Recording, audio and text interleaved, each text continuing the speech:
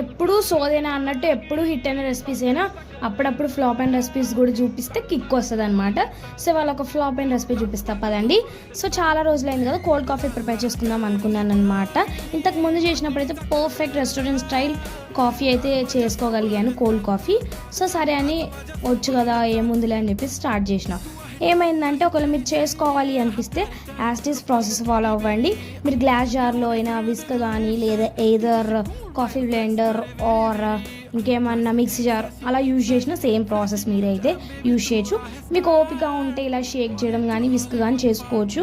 మనకు అసలే బద్ధకం ఎక్కువ కాబట్టి మనం అవన్నీ చెయ్యము.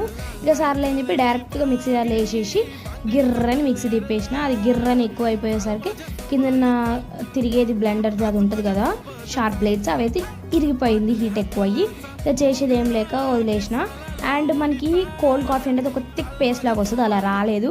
లైట్లీ కొంచెం అప్పుడప్పుడే చిక్కబడుతున్నట్టు అయిందనమాట, అలా వచ్చింది. తర్వాత దాన్ని ఒక గ్లాస్లో వేసుకొని కొంచెం పాలు పోసుకొని ఐస్ క్యూబ్స్ వేసుకొని తాగేసిన. టేస్ట్ మాత్రం బాగానే ఉంది. ఈసారి పర్ఫెక్ట్ కోల్డ్ కాఫీతో మేము ముందుకు వస్తే బాయ్, లవ్ యూ ఆల్.